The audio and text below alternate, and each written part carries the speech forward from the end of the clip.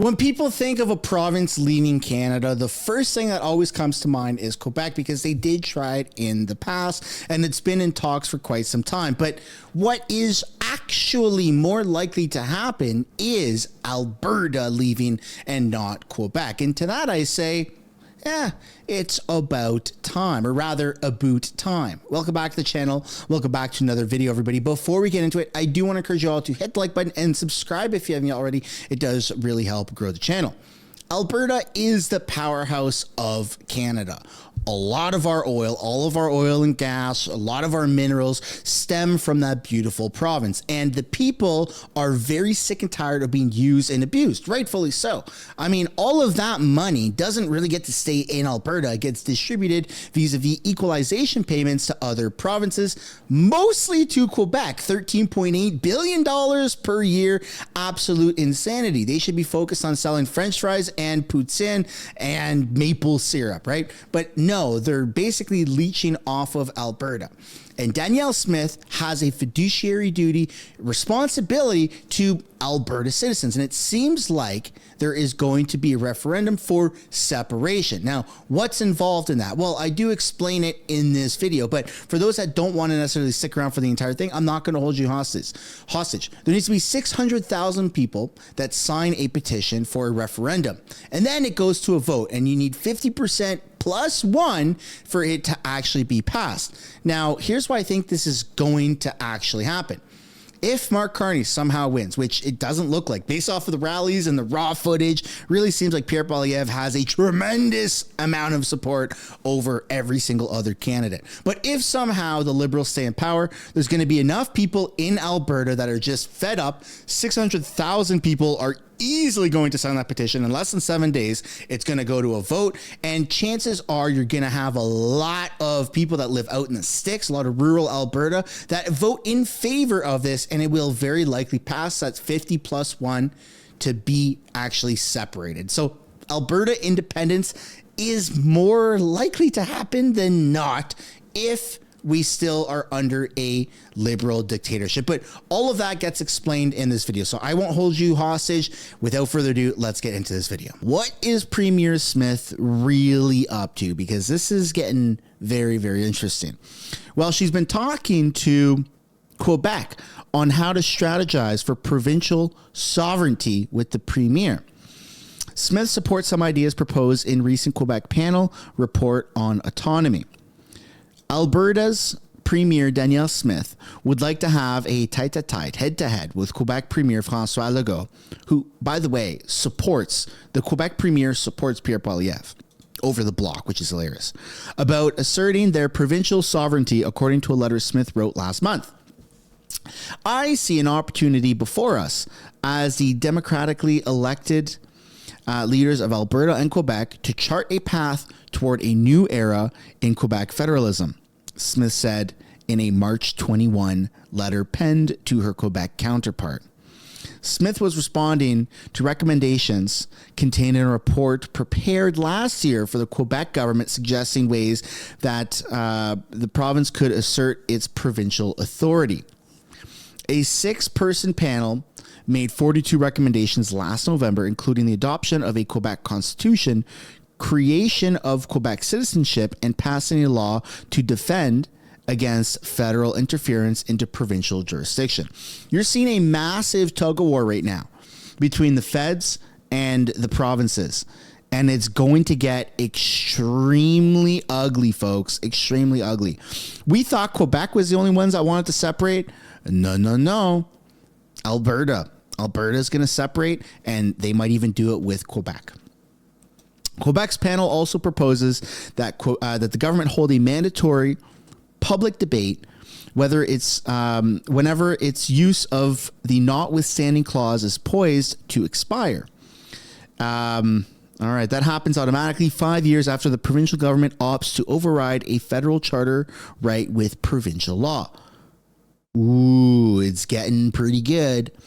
Alberta and Quebec have a significant common interest with respect to countering overreach by the federal government into matters of exclusive provincial jurisdiction. And the ones that are always overreaching is the Liberals. the Liberals are constantly trying to meddle in provincial matters. And this brings us to talks of separation. This is a real thing. So this is a clip of a longer press conference that we're just going to take a look at this one clip, and then we're going to take a look at the entire press conference, because it's getting real freaking good, folks. And in case you're wondering, can Alberta actually separate?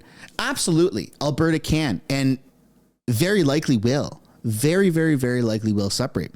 You need 600,000 Albertans to sign a petition that they want a referendum on separation. And then once you reach 600,000 signatures through a government petition, everyone must be from Alberta. The province must abide. And if in a referendum, you need 50% plus one of Albertans who say yes to separating. And there's 1 million plus Albertans that live outside of the big cities. So the big cities don't have as much of a say right now as to keep Alberta of part of Canada than the ones that are country bumpkins. So this could be very interesting. Now, this will happen if Mark Carney wins. If we maintain under a Liberal dictatorship, Alberta is going to go through this process and it'll be likely successful. But let's take a look here at a clip from a larger press conference that Danielle Smith just did. Two issues which are kind of interconnected. One is the trade corridor discussion, and the other one is the tariffs. How would any new trade or energy corridors actually help Alberta during this time of tariffs? And separately but connected to it, what do you expect to see from the U.S. administration tomorrow when it comes to tariffs?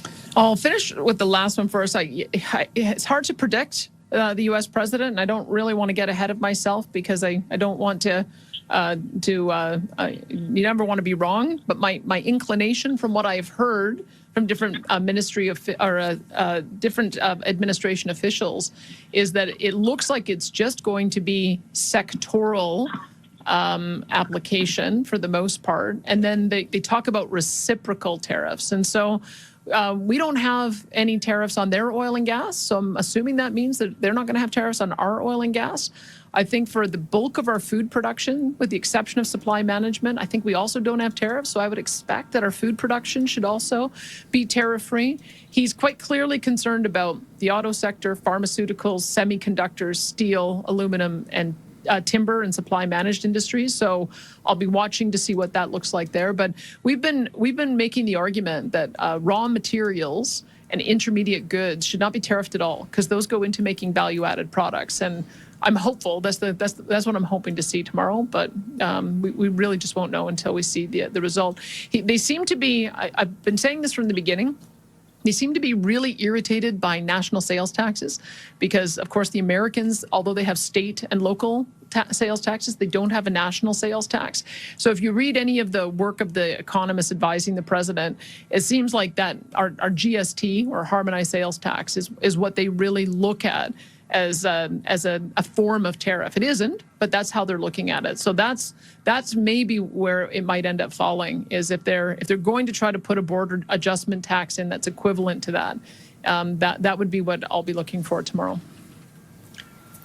All right, so we're listening to the Premier of Alberta, Danielle Smith. She's being asked questions about the Trump tariffs that are coming tomorrow against countries around the world, but also about the federal election. We know that Danielle Smith has been no fan of the Liberal government of Justin Trudeau. They had a lot of issues. Now, of course, there is a new Prime Minister.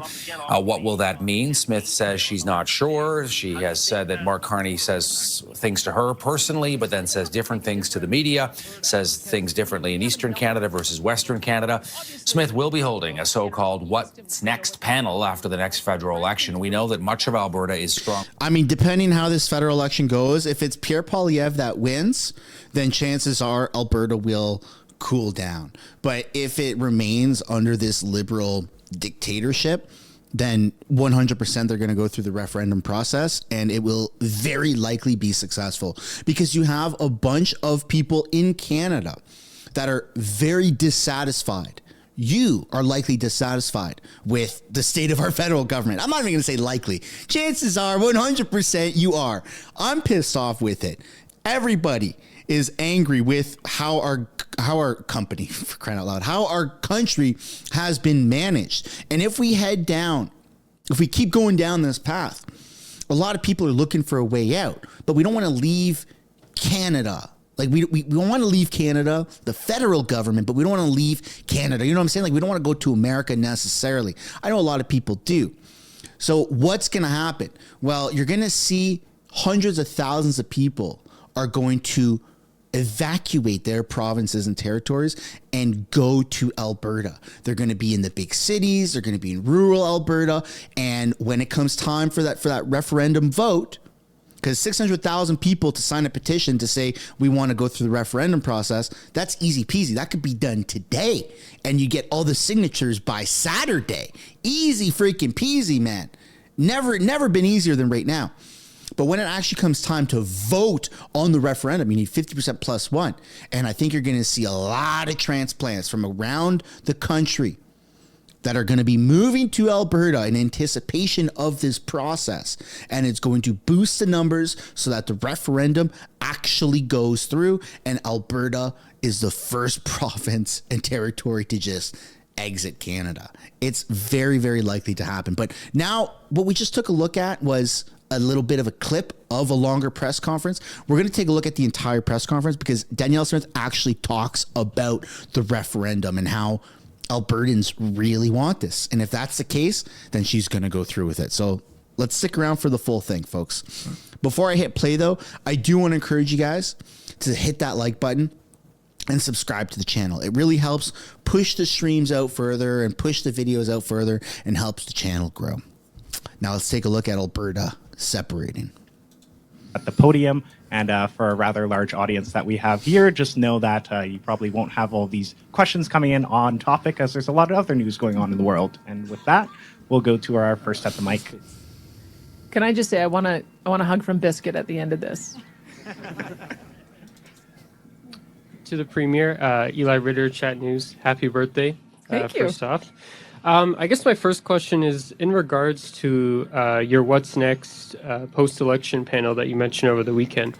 What would you say to those who criticize you for sort of entertaining the idea of Alberta independence as Canada faces a trade war and threats of annexation from the U.S.? Well, I love Canada, and I want Canada to work. I've been on Team Canada from the beginning. It's part of the reason why I've been relentlessly going to the United States and trying to advocate for all of our industries, for all of Canada, in every venue I possibly can. But I'm also Premier of Alberta, and quite frankly, at some point, Canada has to start working for Alberta, and it's not right now.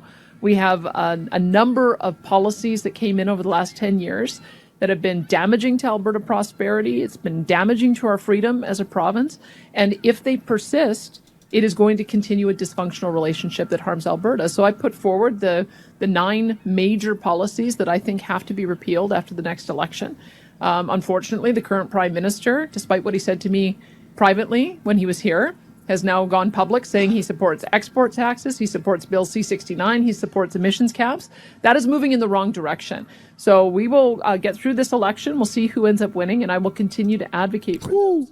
And that's part of the reason why I will do a What's Next panel. We did that when when my predecessor came in to hear some of the concerns that Albertans had about how to repair the relationship with Canada at that time.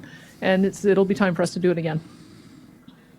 Wow. Just a follow-up, one of the main issues... We're all on Team Canada, by the way. I've never met a Canadian that isn't patriotic. We all love Canada. I love Canada. I know you love Canada. We all like the quirky little things that Canada has that's different from America and other countries. But I think I'm going to go out on a limb and say that we just don't like our politicians, our policies, and the way that we've been mismanaged. It feels like we're in a very toxic and borderline abusive relationship with our politicians. They gaslight us. They abuse us. They beat us to death with taxes. In certain instances, they actually beat people to a pulp that are peacefully protesting. Like, we're sick and tired of the way our country has been run. Absolutely. It's disgusting. And I'm not suggesting perhaps that well, this is a weird thing. Like, I don't know if I support Alberta separating because Alberta is a staple of Canada. It's where our oil and gas comes from. But at the same time, I can fully understand that people within Alberta are sick and tired of being abused as well. Alberta is the gold mine of Canada. Alberta makes so much money with oil and gas and the minerals. And then all of that money is distributed through equalization payments to leeches on our country like Quebec. No offense to Quebec people. No offense. But it's the politicians there that are disgusting. And I think that Alberta and Albertans are fed up with their hard-earned money and resources within that beautiful province that is just being distributed to other parts. And Alberta is not flourishing the way it should. Now, what would independence for Alberta look like? Well, would it be its own country, the country of Alberta? Would it be the 51st state in America? We don't know what that looks like. But it's not that I support it. It's not that I don't support it. I'm just here for the ride. And to be honest, if I was in Alberta, if I lived in Alberta, if I was born and raised there, if I lived there for an extended period of time where I was very patriotic to that province, then I would probably be supporting this idea.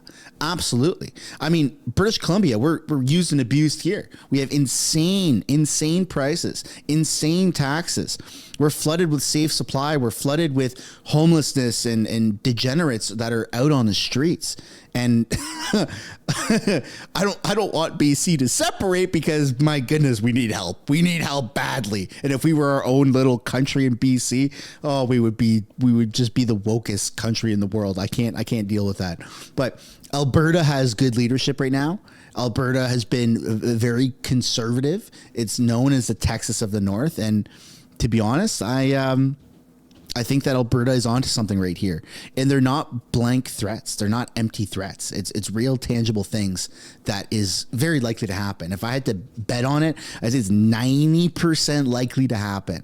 And as time goes on, as tensions increase, especially if Carney wins somehow, if they pull off some weird freaking victory, Alberta, that 90% chance will go to 110%. And Alberta will separate.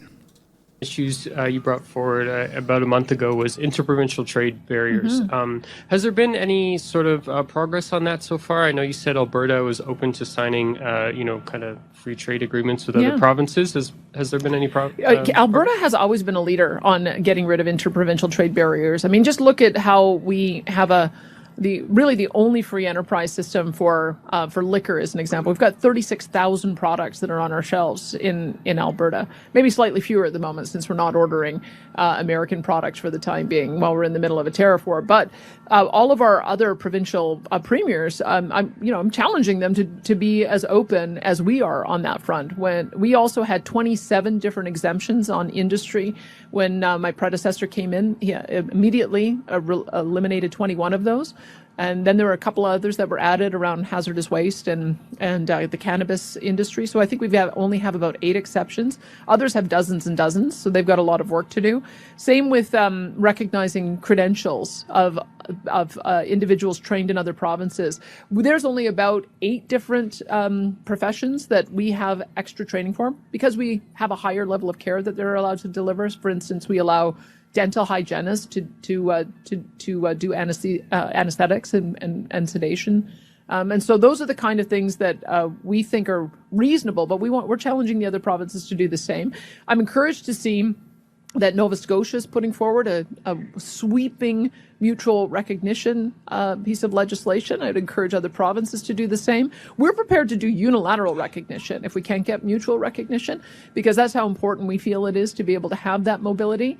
And maybe something that will make a difference to JBS is one of the big projects we're working on is being able to have truck transport across the country, not face different rules. So we want to be able to have a truck loaded up in Vancouver and then able to get across the entire province without having to worry about different weights and axles and widths and colors of ribbon for safety that is on the back. Like those are you can't even do that. Trucking industry, and creates barriers of transporting goods east-west. So that one is well underway to create mutual recognition on that one as well. Yeah. Getting across Canada for our goods and services is so toxic.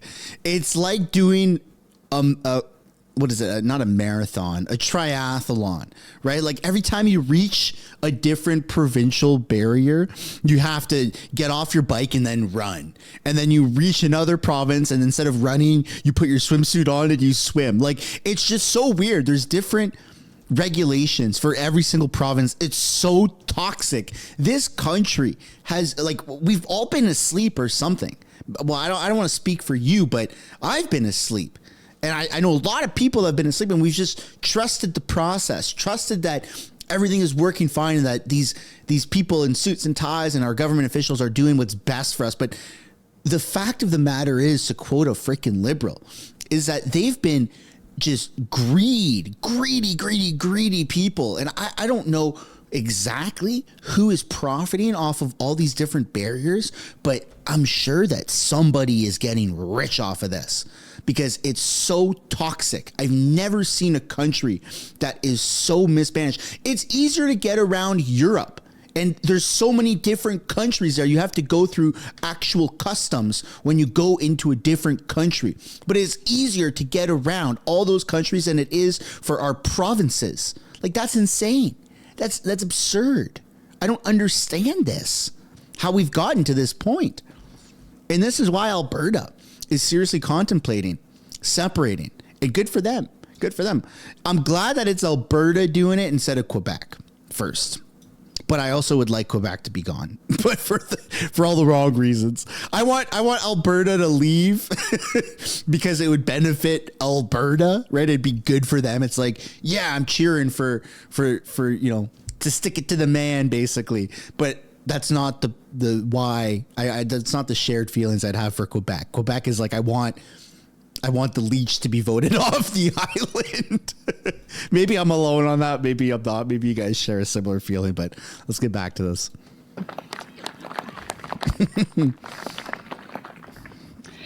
Hello, thanks for taking my question. Anne-Marie Tricky with CBC Radio Canada. So on this tariffs, of course, tomorrow is when we're expecting Trump to announce his tariffs. I just wanted to talk about your strategy about, speaking to American media, politicians, personalities. How do you see this as helping Team Canada approach as a whole? And do you think that this has an impact on Canada's ability to really have a united front with regards to these tariffs? Yes. I mean, when we started off, it was agreed by all the premiers that we would work our contacts so that we would talk to every single individual elected member of office and incoming member of the administration, including influencers and podcasters, to do everything we possibly can to ward off tariffs, delay tariffs, or get them canceled altogether. And so I've just continued in that strategy, and I'm going to continue in that strategy. I would say that when my most recent trip to speak with Ben Shapiro, he is the second largest listened to podcaster in the United States. He's got an audience in all his platforms of 25 million. We had a very constructive conversation where I talked about the integration of our economies on everything from oil and gas in Alberta to critical minerals in British Columbia, Ontario, Quebec, and all of our provinces and territories. Cars from Ontario, uranium from Saskatchewan, and that to me is what the Team Canada approach is. Every single province has a vital, important relationship with the U.S. that has mutual benefit.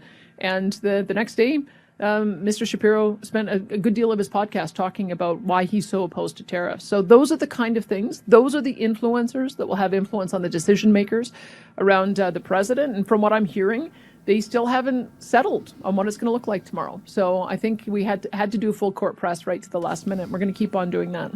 Perfect. And just to follow up on that, you kind of touched on it, but so you're anticipating on continuing with this strategy, yep, despite, like, if it, of course, there's a lot of uncertainty about it tomorrow, but if it goes forward, that's still going to be your main strategy? Sure is. Yep. I mean, I have a number of different relationships that we've built because Alberta's had an office in the United States since 2005.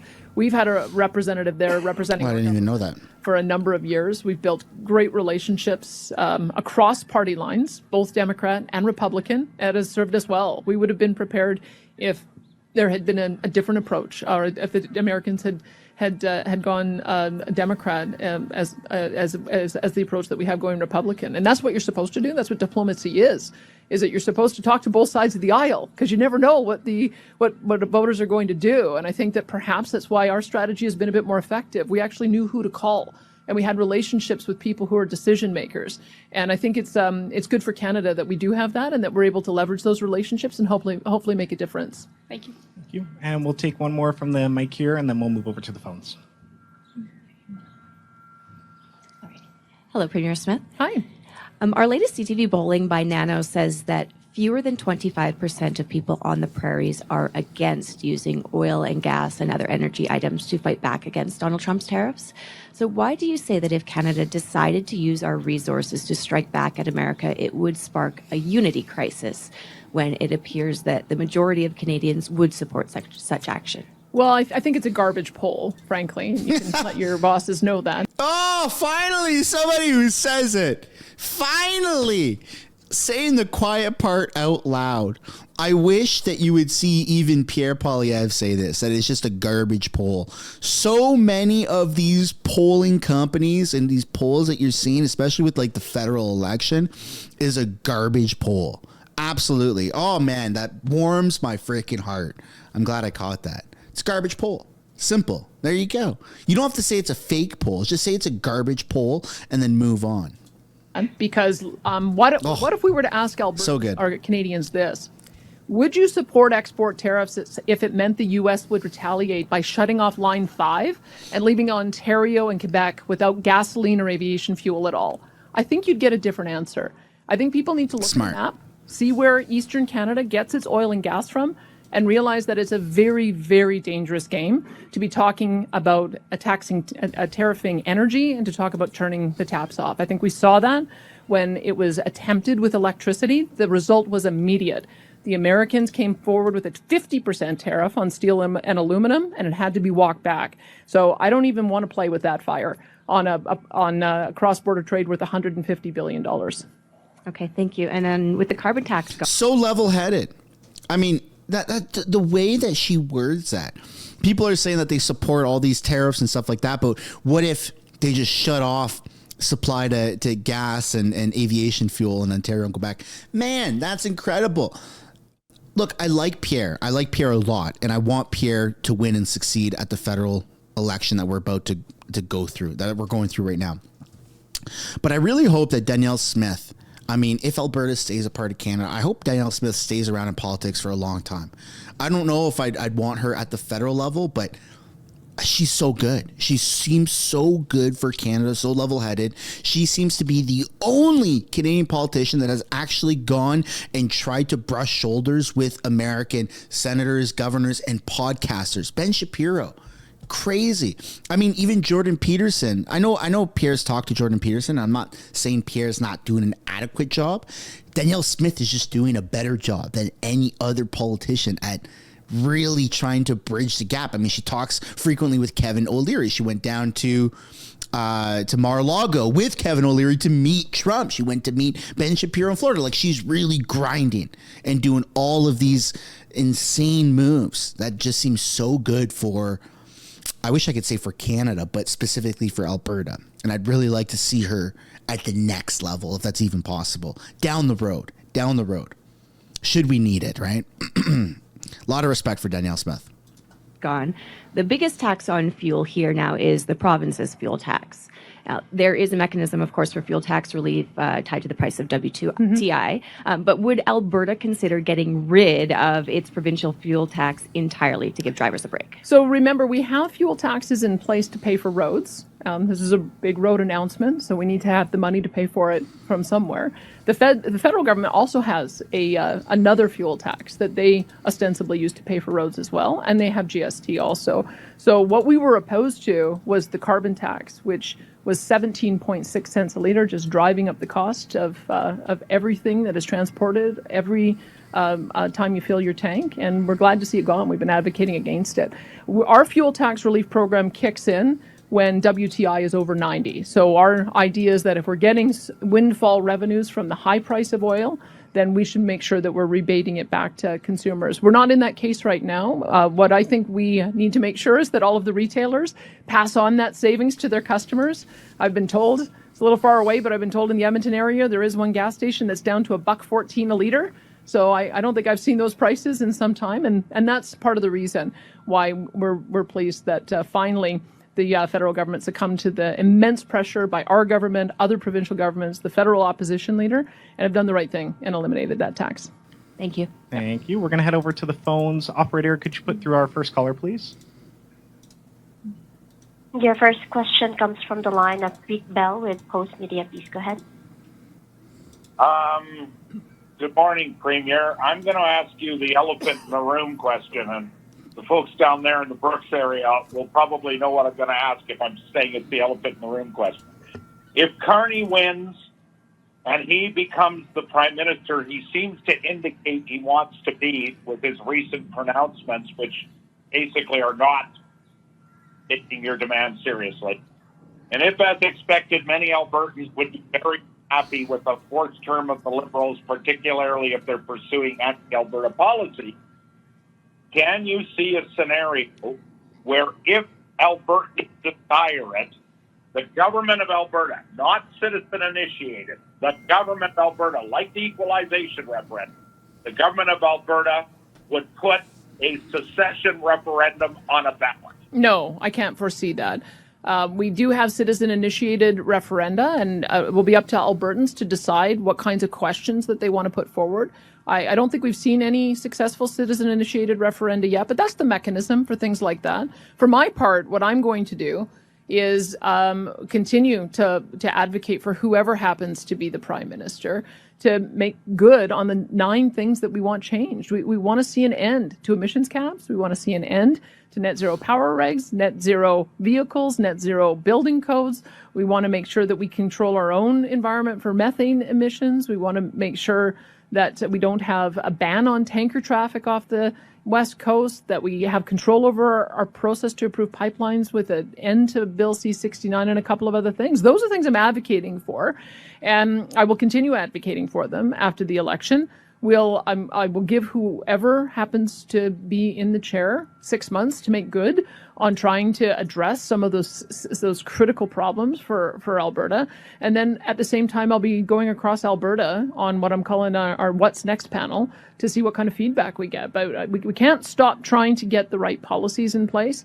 As I mentioned, we have a Prime Minister right now who says one thing in English, one thing in French, one thing in Eastern Canada, one thing in Western Canada, one thing to disgusting. me, and then one thing to when he's asked by the media. So I don't actually know what this Prime Minister is going to do. I'm not encouraged by that flip-flopping so far, but we'll see what happens after this next election. But those are bottom line things. If you want to get pipelines built, if you want to get corridors established, if you want to open up markets, you have to get rid of all of the policies that are dampening investment in our country, and you can't have it both ways. So I'll continue pressing for it, and I hope there's a change of heart after the election. Well, my supplementary is you during the Trudeau era, and even now in the very brief, and hopefully it will remain brief, Carney era, you have made many submissions and many requests of the Liberal government. And why would you rule out putting secession, not citizens, the government putting a secession referendum when that would be the attention grabber of all attention grabbers? That would be on the front page of the New York Times, the Washington Post, Fox News, BBC. It would be a global story if Alberta actually did that, as happened in Quebec very effectively. They never passed a secession referendum, but they had 2 of them, and boy, did that get the rest of Canada's attention. Why would you rule out a secession referendum for your government to put it on the ballot? I got a mandate to try to fix Canada. I got a mandate to try to make Canada work. And that's what I've been working towards relentlessly over these last 2.5 years. As you know, we did put in place a process for citizen-initiated referenda, and I leave it to Albertans who may feel differently to put forward a petition campaign. But I think my job as an Albertan and as a Canadian is to try to put on the table the issues that are causing grave tension in our federation and to solve them. And I'm going to look at it on the positive side, because what I have observed is that it may be that the current prime minister doesn't get it, but all of the other premiers do. And we have consistently for the last number of meetings signed on to communiques talking about how we're going to build economic corridors. This last one, economic corridors with oil and gas and transmission lines, rail lines, and new highways and other infrastructure in those corridors. And so I believe there's goodwill on the part of the other premiers. The problem is, unless we solve those federal barriers, we're not, it's just words on paper. So I'm going to continue to use sort of that newfound sense of esprit de corps with my fellow premiers. We're going to do what we can after the election to make sure that we address those issues, and I'll keep an open mind. But so far, I'm dissatisfied with what I'm hearing out of the new prime minister. He doesn't seem to understand just how foundational these are if we're going to reset the relationship. Yeah, he's an absolute idiot. For a few more questions, we'll take a couple more from the phone. Carney's an absolute idiot. I mean, he says one thing on the East Coast, and he goes to the West Coast and says a completely opposite thing. We've already had 10 years of somebody who does that. Why are Liberal supporters still propping up the same tomfoolery? It's disgusting. It's literally ruining our lives. My goodness. Don't speak for coming back to our mic for our last one. Operator, could you put through the next caller, please? Your next question comes from the line of Jack Farrell with the Canadian Press. Please go ahead. Hi, Premier. The Narwhal had an article last week about how the Alberta government was doing some, engagements about potentially killing our industrial carbon tax in Alberta and, the TIER program. I got told by Minister Scholl's office, that we are doing a review of TIER. I'm just kind of hoping that you can kind of give me the firm answer on, is Alberta planning to kill its industrial carbon tax? The answer, it has to change. I think there's no question about it. We had to sign on to federal stringency requirements and escalation requirements that the industry keeps telling us are going to be incredibly damaging to investment, especially with the change of heart in the United States. So we have to figure out what that right level is, how the program should look. But those are very much active consultations right now. What I would say is we've had industrial pricing since 2007. And it has stimulated so much investment in new technologies. And I believe that technology is going to solve all of our emissions problems. So there will be perhaps a modification of what the current program looks like to make it work better. But we haven't settled on what that pathway is just yet. And I guess to follow this up, and for the past month or 2 months now, kind of through your political life, you've always advocated for increasing oil production in Alberta, and as of late, you've been saying we want to double it here, and we all know that technology can't or hasn't kept up with the pace of production, and keeping emissions down, the technology isn't quite there yet to do it successfully. So, how do you kind of foresee this future where if we do double production and we get more pipelines and oil production really ramps up, that we don't have the technology in place to kind of protect us from those obvious outfalls that we see? Well, I beg to differ. I think the federal government just filed a report internationally that showed that we actually are seeing a decrease in emissions from oil and gas, and there's a lot of reasons for that.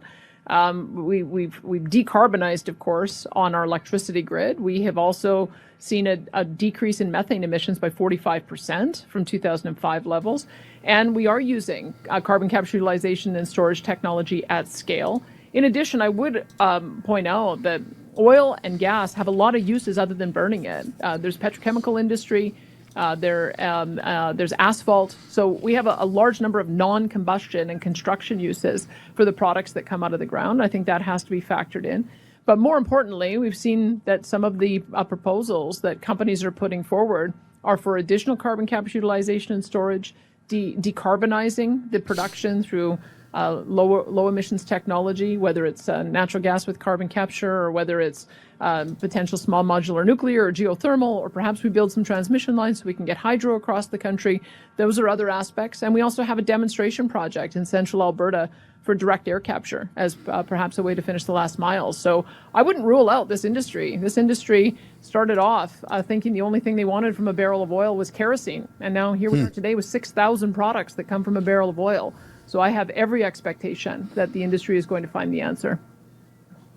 Yeah, Alberta's doing it right. Alberta just flat out is doing it right. That, ladies and gentlemen, concludes this video. I hope you enjoyed it. If you did, be sure to drop a like, subscribe to the channel, and I look forward to seeing you all later on. Bye for now.